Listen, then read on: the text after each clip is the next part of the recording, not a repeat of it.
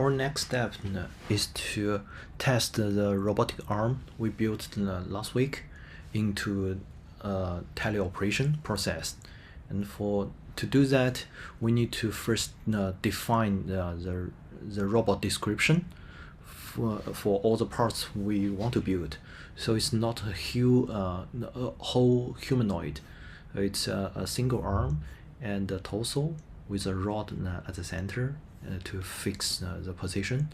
And we already built this URDF file. With this URDF file, we can extract the joint chain from there. And this joint chain will be helpful for inverse kinematics in teleoperation. And let's play a little bit with this. We can define different joints to be movable, and let's switch to another joint.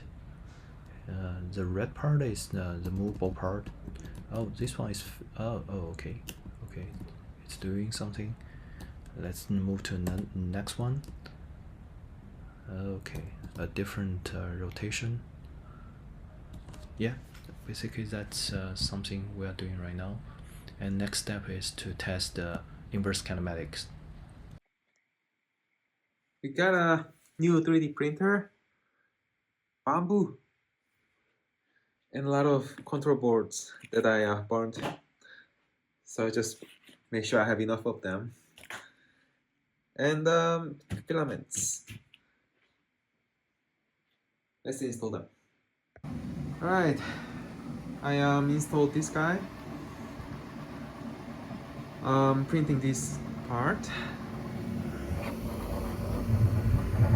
And look at that. It's kind of noisy.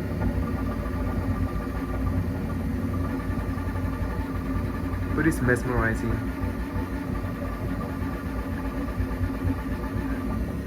Just keep watching this. I mean, this is something I learned during the process. You basically wanna buy the time, right? If you don't have this 3D printer at home, you somehow need to print it